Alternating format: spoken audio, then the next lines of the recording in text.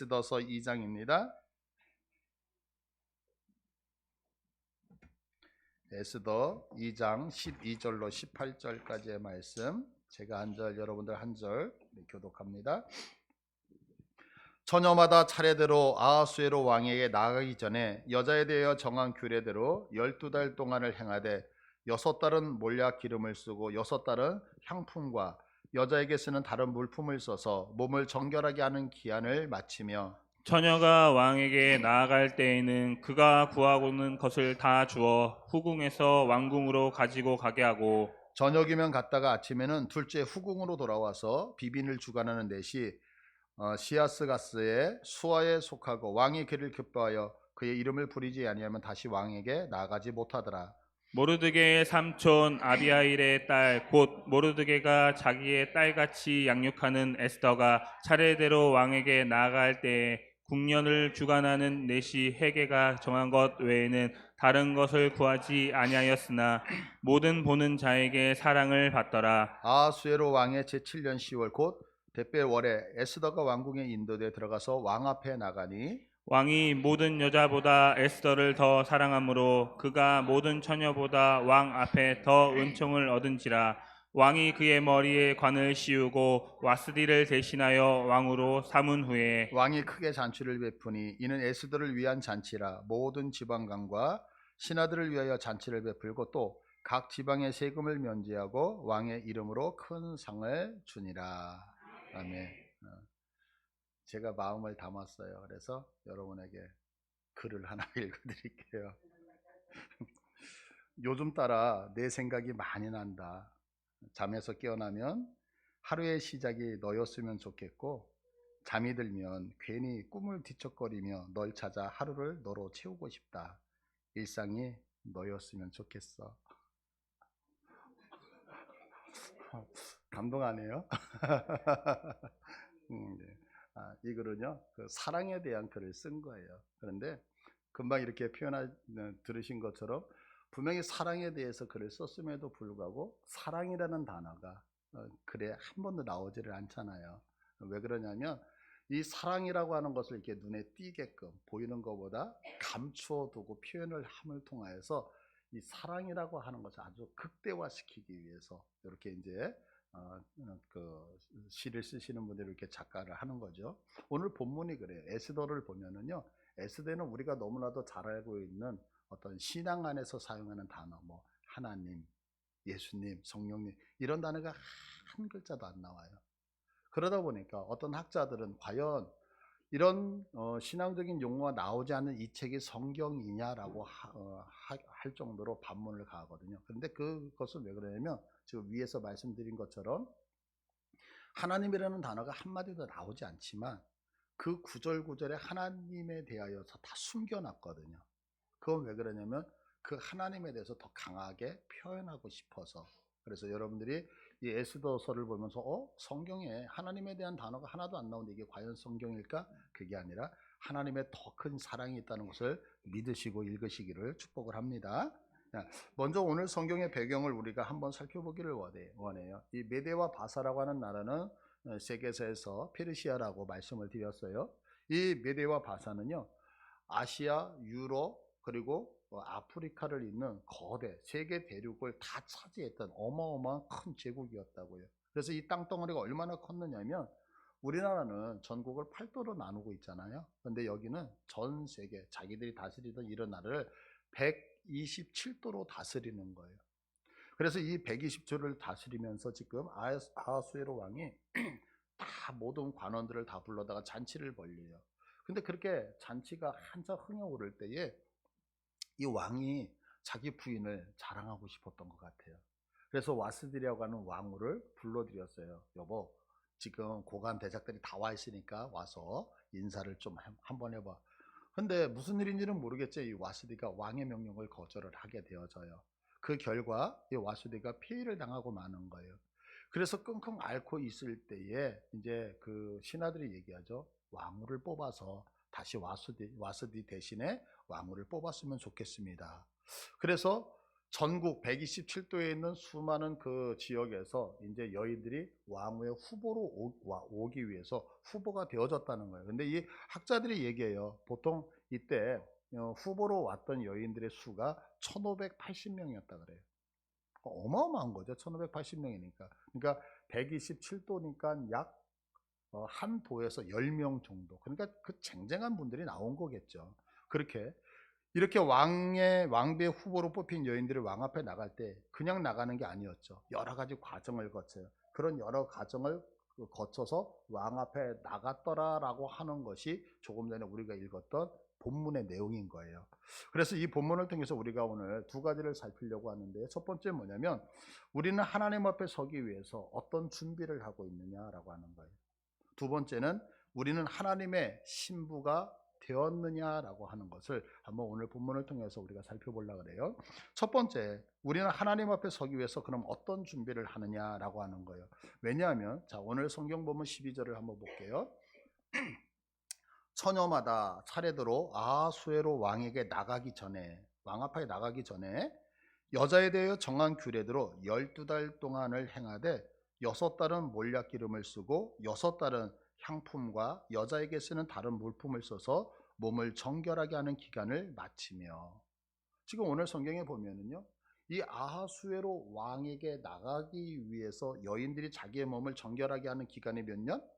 1년이에요. 12달 동안 하고 있다는 거예요. 그러면 왜 이런 정결 의식을 1년 동안 갖느냐는 거죠. 그 이유는 딱 한 가지예요. 다른 게 아니라 이 여인들의 수준을 누구에게? 왕의 수준에 맞추기 위해서. 제가 이제 군에서 첫 휴가를 나올 때였던 것 같아요. 제가 이제 1990년 6월 달에 군대를 갔거든요. 그러니까 얼마나 더워요. 훈련소에 가가지고 연병장에서, 그러니까 6월, 7월, 8월, 이게 떼약볕에서 일을 하잖아요. 그러고 있다가 이제 첫 휴가를 준다 그러길래 이제 휴가 낼 때가 딱 잡혔어요. 그때부터 이제 막 로션을 바르기 시작을 했어요. 손에다가. 그리고 짧은 머리지만, 야, 내 머리 오늘 좀 길어졌어. 그러면서 머리도 기르고. 그래서 이제 첫 휴가를 탁 나온 거예요. 그래서 이제 버스를 탔어요. 버스를 타고서 손잡이를 딱 잡는 순간에 저는 제가 흑인인지 알았어요. 분명히 제가 부대 안에서는 하였거든요. 와, 사회 나와서 탁 옆에 분하고 이렇게 손을 비교를 하는데 저는 새카맣다는 걸 그때 처음으로 알았던 거예요. 제가 이제 교회를 개척을 했을 때에 이제 이렇게 인테리어 업자를 불러다가 교회를 공사를 했던 게 아니고, 그 고물상에 가가지고 샌드위치 판넬을 중고로 다 사갖고 와가지고 이제 그거를 제가 이게 뭐죠? 커터 날 구입을 해다가 사다가 이제 교회 이렇게 방들을 막 만들었다고요. 그리고 이제 나름대로 페인트 칠도 하고요. 그다음에 이렇게 위에 텍스 같은 데 보면 이렇게 구멍이 꿀 뚫려 있잖아요. 그러면 이제 방에 있는 A4 용지를 이렇게 맞춰가지고 비슷한 종이로 이렇게 천장을 A4 용지로 메꾸고 이랬었어요. 그러면서 이제 교회 들어올 때마다 교회가 너무 예쁜 거예요. 야, 이렇게 예쁘게. 그런데 이제 어느 날 어떤 교회에 우연히 가게 되어졌어요. 근데 이제 그 교회는 개척을 했는데 인테리어 업자를 이제 데려다가 교회를 싹 이렇게 이제 안에를 꾸민 거죠. 제가 거기를 갔다 온 다음에 교회가 얼마나 초라한지를 그때 처음으로 알았다고요. 이 지금 메데와 바사가 후에 이제 알렉산더에 의해서 망해요. 헬라에 의해서 망하는데요. 역사가 헤로도투스에 의하면 이 메데와 바사 궁이 망한 다음에 그 왕이 살던 궁전에서 이제 그 금이나 이런 것들을 전부 다 가지고 가잖아요. 전리품으로. 근데 이때 모은 금과 음이 1200톤이 나왔대요. 1200톤. 그리고 금화가 270톤이 나온 거예요. 생각해요. 1톤 추럭이 1200대가 서 있는 거예요. 금을 싣기 위해서. 그러니까 지금 이 아하수에로 왕이 얼마나 부하게 살았는지 금방 알 수 있는 거잖아요. 그러면 한번 생각해 보자. 반면에 에스더는 어떨까요? 지금 이 제국이 127도를 다스리고 있는데 그 127도 중에 유대 땅은 진짜 변두리거든요. 아주 조그만 시골이에요. 거기서 왔던 그 포로였다고요. 거기다가 뿐만 아니라 에스더의 부모님이 일찍 돌아가셨다고 성경은 설명하고 있죠. 그리고 삼촌 모르드게의 손에 의해서 자랐어요. 그러면 왕궁의 신하들이 이 에스더를 딱 봤을 때 첫인상이 이러겠어요. 어우, 저 촌티 촌티 팍팍 났을 거 아니에요. 그러니까 이 에스더가 분명히 왕 앞에 간다 그러니까 나름대로 옷을 입고 왔을지라도 그 촌티는 벗어날 수 없는 거잖아요. 또 나름대로 향수를 쓰겠다고 향기로운 뭔가를 이렇게 몸에 발랐을 거라고요. 그러나 그 가난했던 에스더가 썼던 향기와 그렇게 부자였던 부한 사람이 썼던 향기의 질은 전혀 달랐죠. 때문에 어찌 보면 이 에스더가 아무리 좋은 향기를 발랐다고 해도 왕궁 안에서 사는 사람들이 맡았을 때는 역겨운 냄새가 났을 수도 있죠. 그러니까 아무리 치장을 했다고 해도 촌티를 벗을 수 없는 거예요. 그래서 그 촌티를 벗기 위해서 걸리는 시간이 무려 1년이라고 하는 시간이 걸렸죠. 그런데 그 1년 동안에 오늘 성경은 뭐라고 얘기하냐면 6개월은 몰약 기름을 썼다는 거예요. 몰약 기름. 그러니까 완전히 우리 몸 안에까지 이 몰약의 냄새가 뼛속까지 다 스며들 수 있도록 매일매일 기름을 써서 그냥 지나가면 그 향기. 제가 그 이스라엘에서 오셨던 분들이 이제 기름을 살짝 이렇게 저한테 발라준 적이 있는데요. 이 기름이 향기가 사라지지가 않아요. 이렇게 책에다가 발랐는데 책을 필 때마다 1년간 그 향기가 얼마나 향기가 좋은지 몰라요. 제가 맡아봤던 향기 중에서 우리가 쓰는 일반 향기하고 전혀 틀리거든요. 이 기름이. 그것을 몸에다가 계속 바르는 거예요. 얼마나 아름답겠냐고요. 뿐만 아니죠. 여자에게 쓰는 다른 물품을 써서라고 하는 이 얘기는 뭐냐면 마사지를 받았다는 거예요. 우리 여성들 많이 관심이 있죠. 내 피부가 탱탱해지기 위해서 6개월 동안 매일 마사지를 받았어요. 이렇게 받는 이유 딱 한 가지죠. 그것은 한 가지. 왕의 수준에다가 맞추고 왕을 만나보기 위해서. 그러니까 오늘 우리는 이 말씀을 통해서 한 가지 좀 생각해 봐야 될 것이 있다는 거죠. 뭐냐면 이 에스더가 아하수에로 왕을 한번 만나기 위해서 준비하는 기간이 1년이었다라고 한다면 그러면 우리는 하나님을 만나기 위해서 얼마나 우리들의 자신을 살피면서 이 자리에 나왔느냐고 하는 거예요. 아마 우리들 스스로는 나름 깨끗하게 우리의 몸을 관리했다고 했을 거예요. 나름 가장 좋은 옷을 입고요. 나름 가장 좋은 향수를 바르면서 우리의 몸을 치장했을 거라는 거죠. 그러나 과연 지금 우리가 그렇게 좋은 옷을 입었다라고 해서 좋은 향수를 발랐다라고 해서 만왕의 왕 대신 우리 하나님이 우리를 보셨을 때 그것이 흡족할 수 있느냐라고 하는 거죠.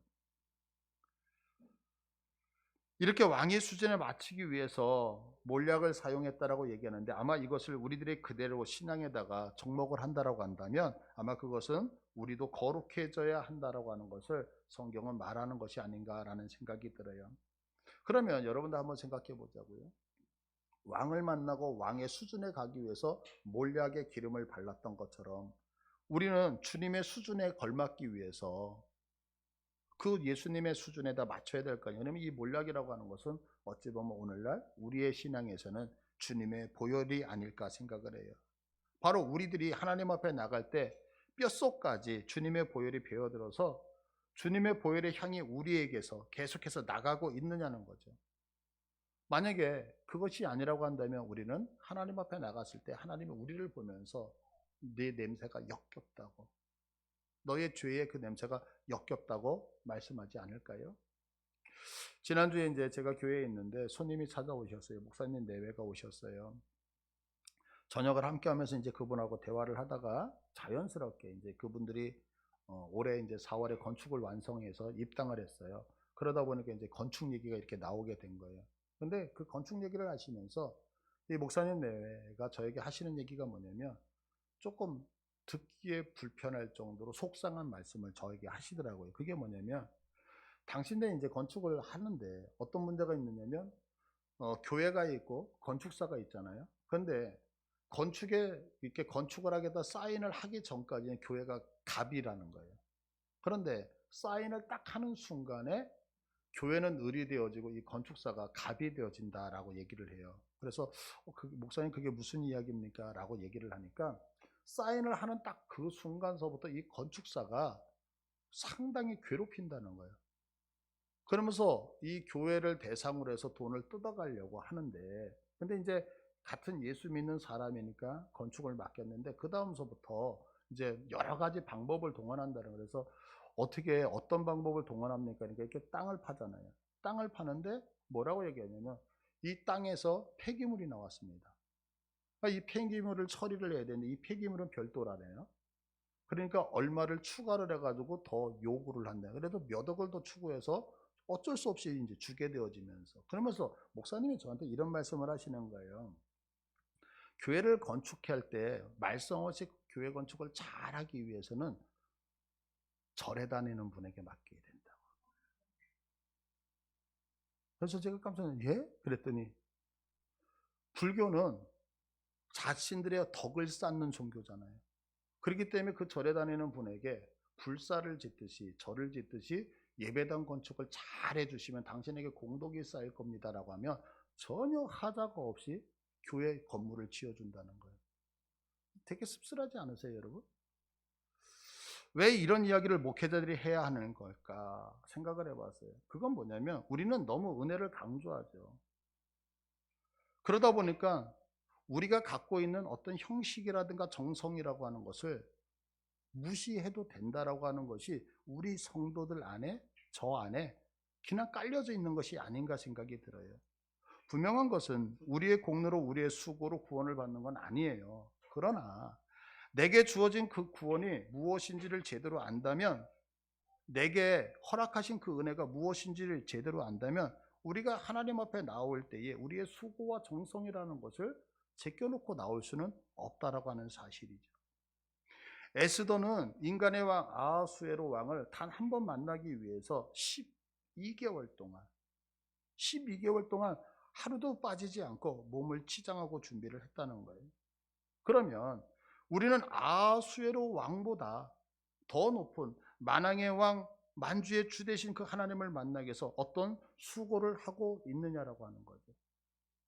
오늘 본문 에스더처럼 1년을 준비하고 여러분들 지금 이 예배에 참여하고 계십니까?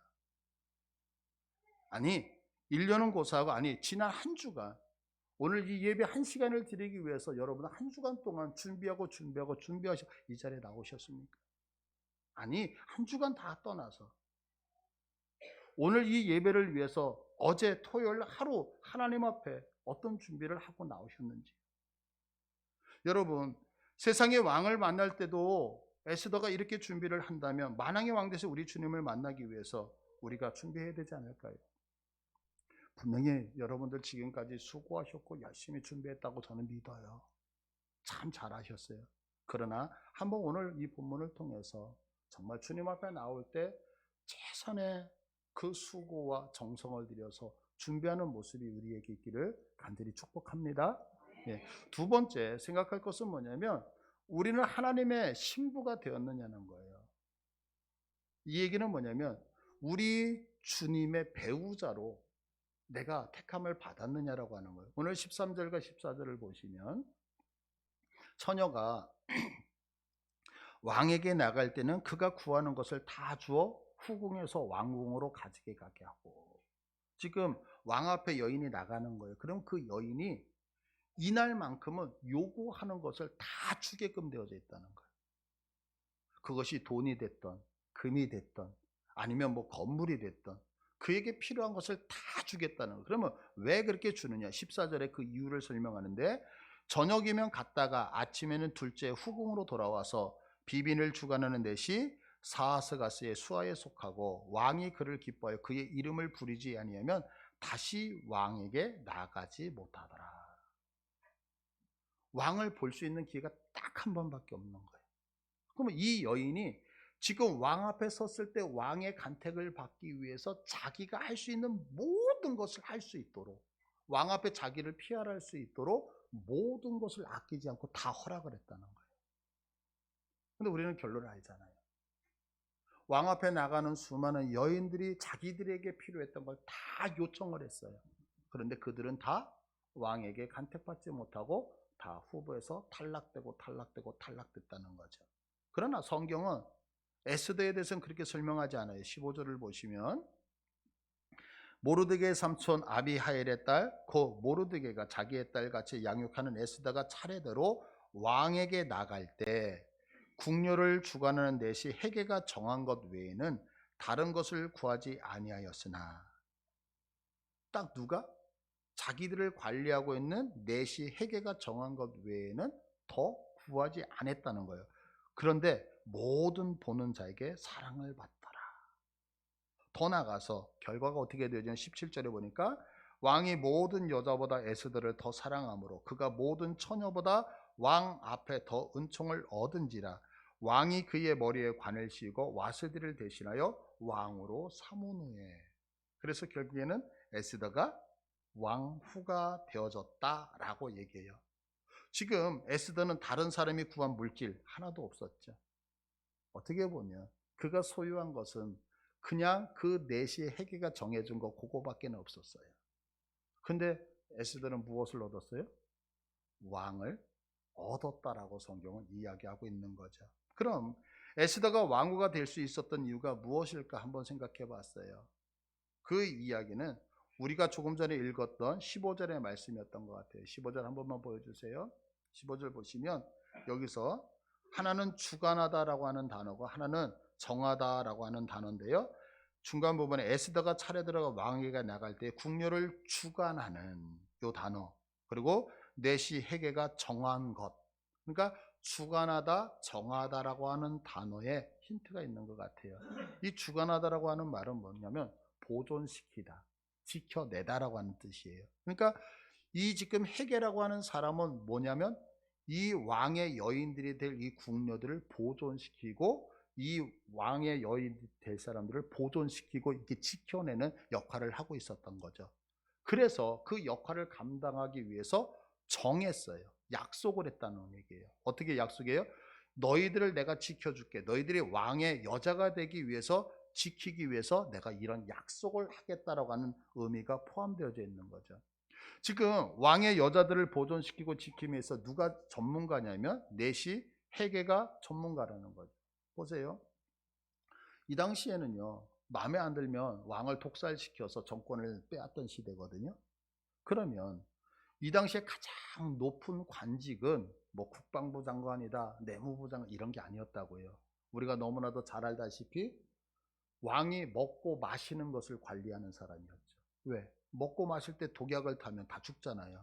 그래서 우리가 생각할 때 느헤미야가 술관원장 그랬는데 그 술관원장이라고 하는 것은 우리가 생각하는 것보다 정말 높은 사람, 오늘날 그냥 셰프가 아니거든요. 식당의 주방장이 아니에요. 왜? 그 음식에 약을 타면 왕은 다 죽잖아요.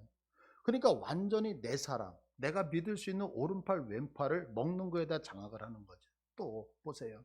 지금 여인들을 맞이해야 되는데 이 여인들이 왕을 죽이기 위해서 뭐 무기를 갖고 들어온다 그러면 왕은 속수무책으로 당하잖아요.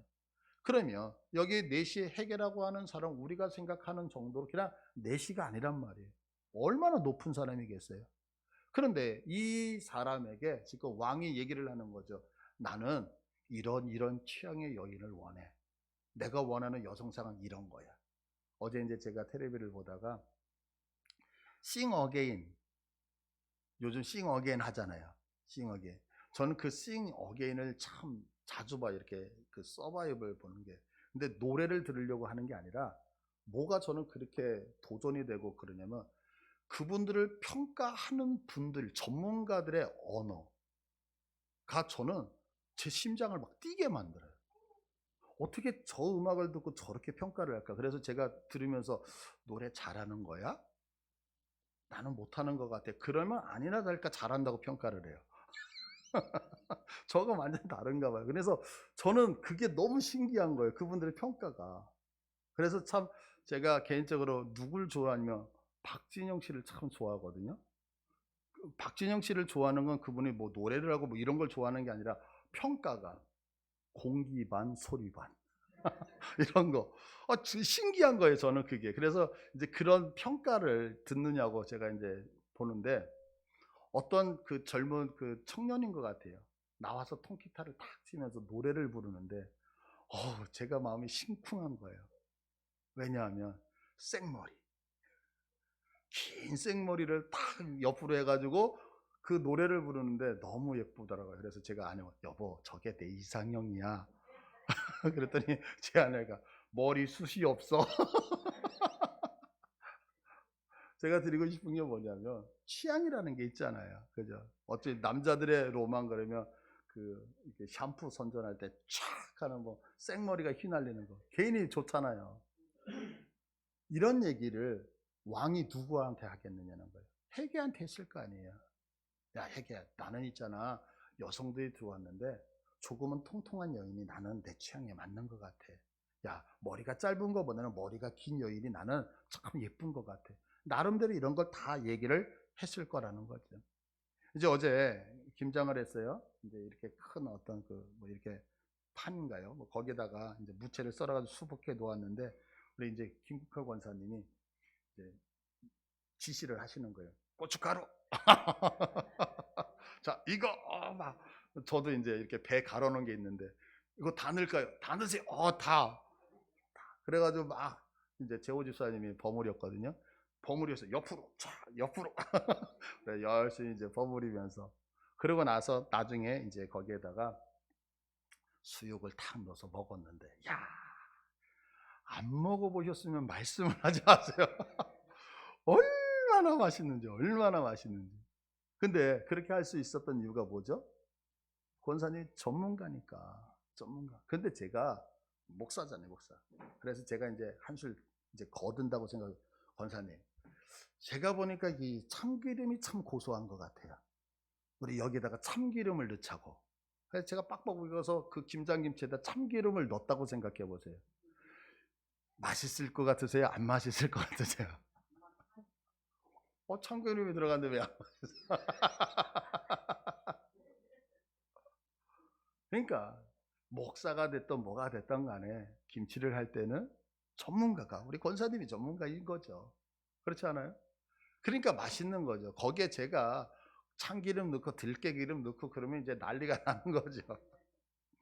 자, 꾸밈도 동일하지 않을까라는 거예요. 머리부터 발끝까지 그냥 금으로 덕지덕지 막 주렁주렁 단다 그래서 와 예쁘다? 분명히 이건 아니지 않을까라는 생각이 드는 거예요. 궁녀를 주관했다는 그 말은 왕이 어떤 취향을 알고 준비하는 전문가로서 관장을 했다는 이야기잖아요. 그래서 내시에게는 왕 앞에 나가는 여성들이 어떻게 치장을 해야 되는지 나름대로 규칙을 정했다라고 하는 거예요. 그래서 에스더는 자신의 생각으로 자신을 꾸민 것이 아니에요. 왕의 취향을 정확하게 알고 있는 그 전문가 해계의 지시 방법대로 자신을 꾸몄죠. 그리고 그 결과 왕후로서 택함을 받았다라고 하는 거예요. 우리가 이것을 통해서 깨달을 수 있는 건 뭐냐면 하나님의 신부, 하나님의 택함을 받기 위해서 우리의 방법대로가 아니라는 거예요. 우리는 신앙생활을 할 때 우리의 방법이 아니라 철저하게 누구의 방법? 너무나도 잘 아는 하나님의 방법, 하나님의 취향대로 해야지만 하나님을 택함을 받을 수 있다라고 하는 사실이죠. 제가 사실 목사로서 꼭 여러분들에게 드리고 싶은 것이 뭐냐면 이 말씀이에요. 우리들은 신앙에다가 너무 많은 것들을 첨가를 해요. 우리의 생각을 많이 첨가시킨단 말이에요.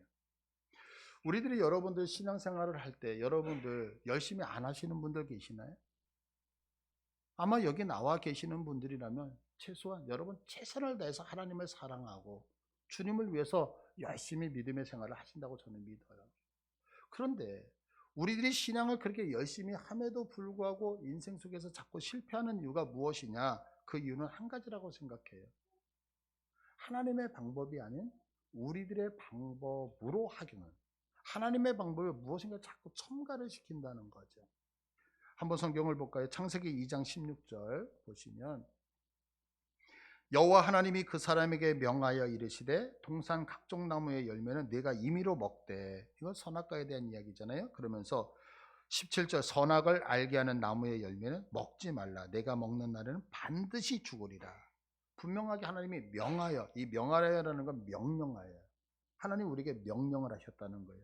근데 그 명령이 무엇이냐면 선악을 알게 하는 나무의 열매는 먹지 마라. 왜 먹지 마냐면 너희가 반드시 죽으리라. 근데 이 반드시라고 하는 단어와 죽으리라는 단어가 원어에는 똑같아요. 무트라고 하는 단어예요. 그럼 왜 그러냐면 히브리어는 강조하는 글씨가 없어요. 우리 진짜 맛있어. 정말 이런 표현이 없어요. 그러니까 무엇인가를 강조하고 싶으면 똑같은 단어를 반복을 하는 거예요. 그래서 우리가 전도서의 말씀이 인생이 헛되고 헛되고 헛되고 헛되고 헛되도 5번 반복함을 통하여서 무엇하냐면 진짜 헛되다는 것을 강조하거든요. 근데 여기서 반드시도 뭐냐면 먹는 날에는 죽으리라 죽으리라 하시니 이렇게 2번을 반복을 시키고 있어요. 그러면 죽는다는 얘기예요? 안 죽는다는 얘기예요?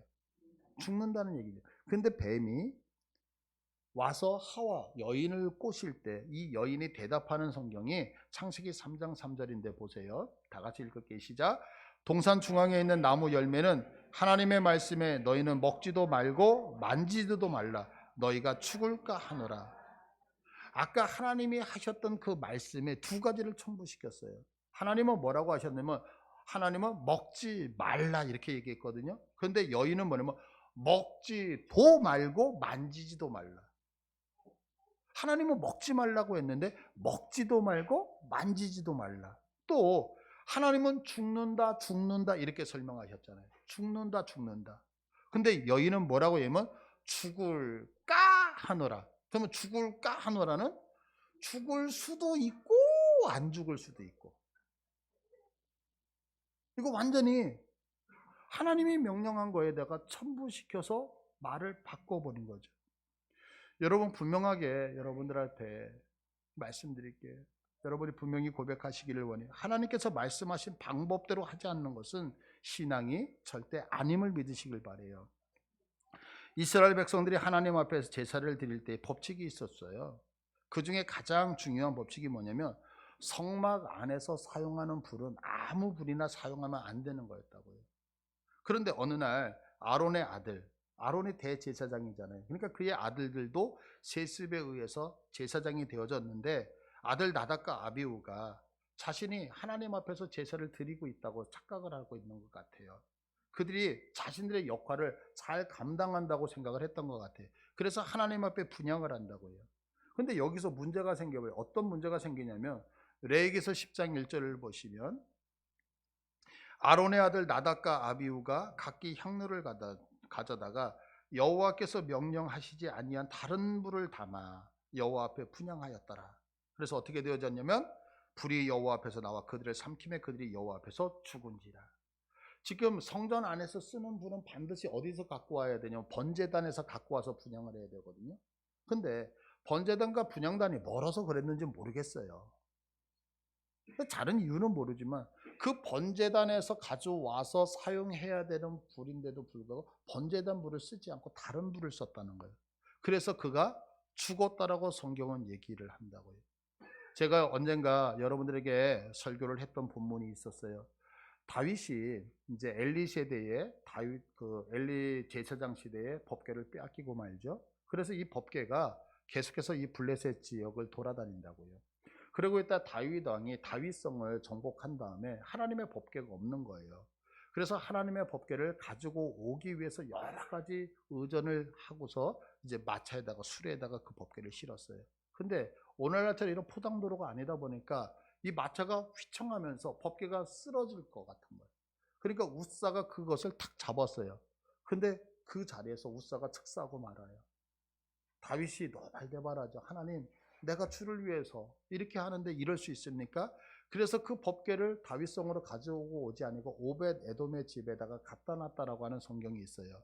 그러고 나서 나중에 다윗이 다시 한번 그 오벳 에돔의 집에서 그 법궤를 가지고 다윗성으로 올 때에 고백하는 성경이 있는데 그 고백하는 성경에 역대상 15장 13절이에요. 자, 보세요.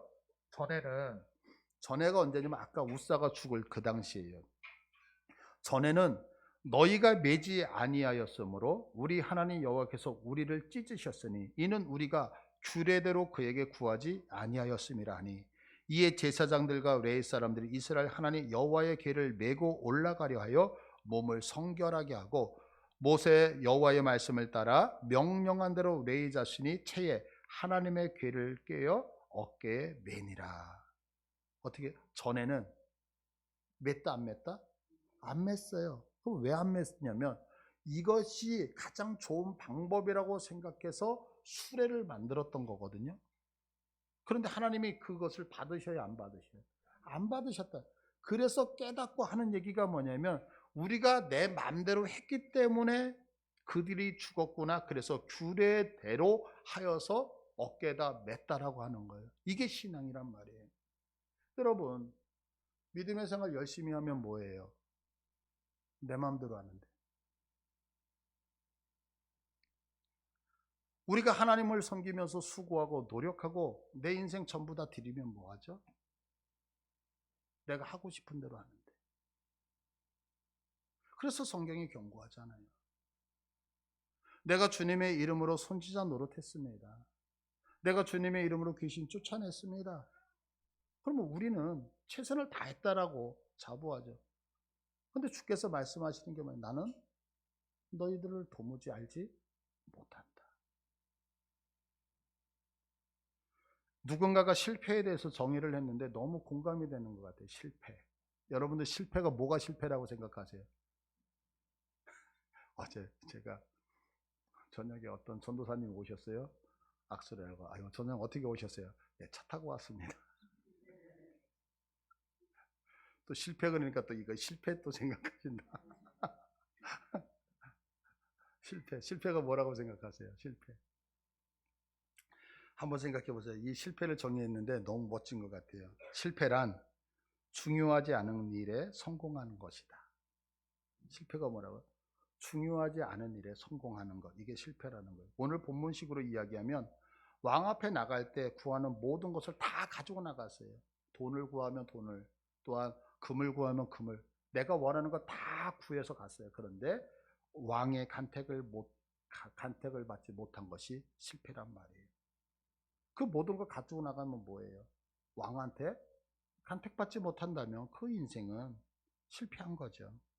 우리가 인생을 살아가면서 세상의 모든 것을 다 가져요. 원하는 것이 다 내 것이에요. 내가 원하는 대로 다 신앙생활을 해요. 근데 그 인생의 가장 중요한 나의 신랑 대신 그분을 내가 소유할 수 없고 그분이 나를 선택하지 않았다고 한다면 그것은 아무것도 가진 것이 아니란 말이에요. 오늘 우리는 두 가지를 생각했어요. 나는 지금 하나님 앞에 서기 위해서 얼마나 준비를 했느냐. 또 한 가지는 우리는 가장 귀한 하나님을 부여잡고 하나님의 선택을 받았느냐라고 하는 것. 여러분들 이 말씀 앞에 오늘 우리들의 자신을 한번 점검하는 시간 되시기를 간절히 축복합니다.